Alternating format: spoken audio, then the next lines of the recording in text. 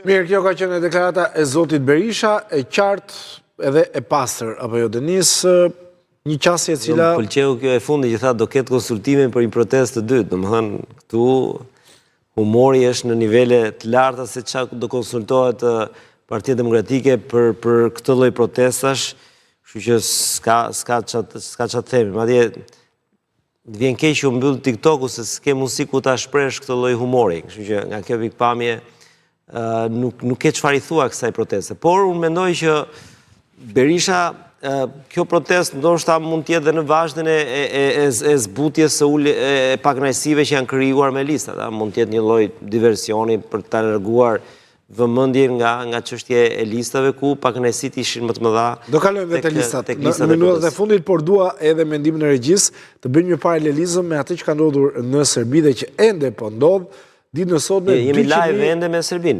200.000 persona, ajo është pamje e drekës, sepse është ditën, do na ndihmojë regjia me pamje live, por të siguroj që pjesëmarrja ka qenë dhe vjon të jetë ende shumë e lartë.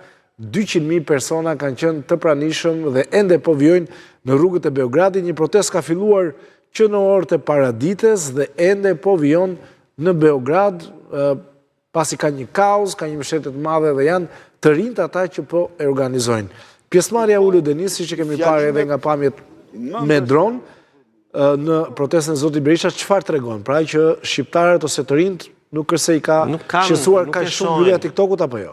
Nuk e shohin, jo vetëm kaq, por nuk e shohin Berishën si një njerëz që mund të frymëzojë frymë opozitare. Shumë e thjeshtë është stërkaluar fenomeni Berisha që në vitin e largët, ndoshta protesta e tij e fundit e madhe ka qenë në vitin 2004, e mbaj mend se kemi qenë në transmetim live, ajo Nano Ik, ajo ka qenë le themi momenti më i fundit, po 2004 me 2025, arbër janë 21 vite. Pra ku di unë tani se çfarë kërkon më Berisha me këto gjëra. Domethënë është kur përsëritet një histori, stërpërsëritet jo një herë, 2 herë, po 20 herë, 1000 herë.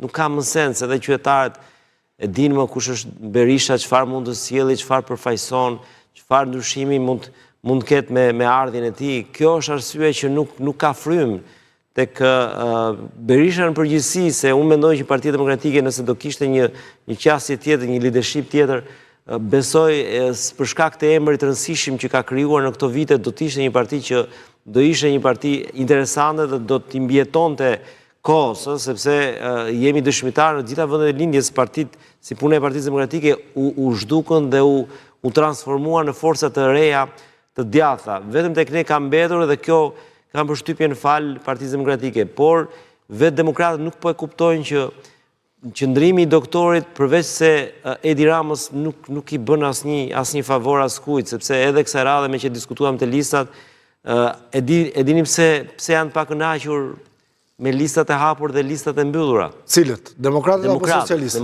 Demokratët. Janë shumë pakënaqur pse janë në listat e hapura. Përfshir këtu dhe zotin Dash Sula, sepse ata e dinë që te listat e hapura ata nuk bëhen dot deputet.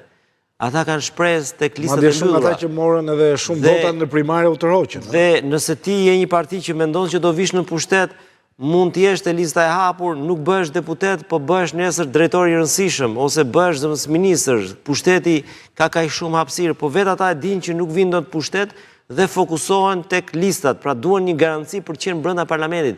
Kjo është fryma që vetë demokratët, vetë Partia Demokratike përcjell tek publiku, pra fryma që është e pamundur për të ardhur në pushtet.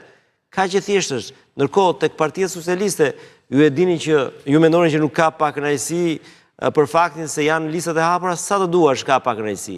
Por Rama ka ditur që pakënaqësitë ti zbus me favore që pushteti i ka. Dhe shumë nga ata, edhe në të kaluarin që nuk kanë arritur të bëhen deputet, kanë qenë ose zëvendësministra, ose le të themi ambasador. Pra ke shumë figura të rëndësishme, senatorësh të Partisë Socialiste që kanë përfunduar ambasador të rëndësishëm. Për shembull, më vjen ka qenë një nuk kujtohet, po ambasadorja që kemi ne sot në në Vjenë ose në ambasadorja e OSBE-s, pra që ka qenë dhe Gjermeni, mos gaboj, Eglandina Gjermeni, pra një figurë e rëndësishme, Ministër urbanistikës mandatin e nuk u parë. bë deputete, por mori një post rëndësishëm diku jashtë. Fate Vela në Vjenë. Fate Vela në Vjenë. Pra ndaj po them që aty ka pak rëndësi sa të duash në NPS, por pushteti, nga që është në një farë mënyrë, dhe kjo nuk është një gjë pozitive, po le t'i themi faktet siç janë, por tregon se besimi në Partinë Demokratike, vetë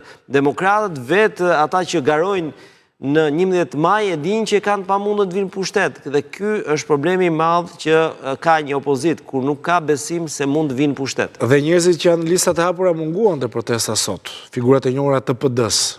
Ishin vetëm ata që ishin të listat e mbyllura. Besoj kryesisht nuk i pam aty njerëzit që janë në listat e hapura, sepse për shembull, unë mund të marr një rast, marrim Vlorën, një nga le të themi që është më e qartë si qark.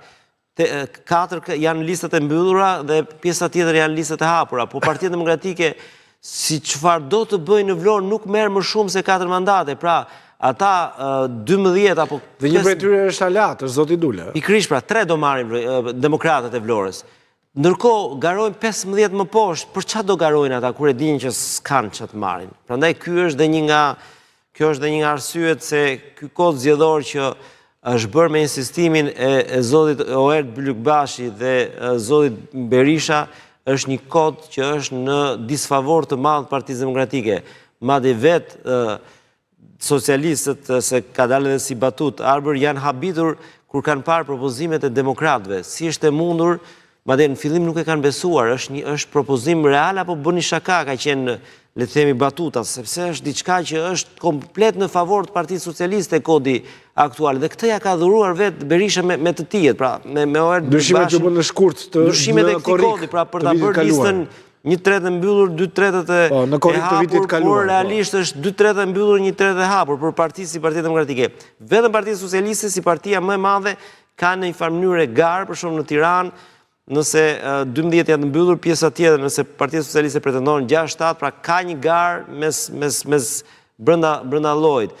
Pra në një farë mënyrë ose në Vlorë është gati 50 me 50. 4 do dalin nga të mbyllur, 4 do të vinë nga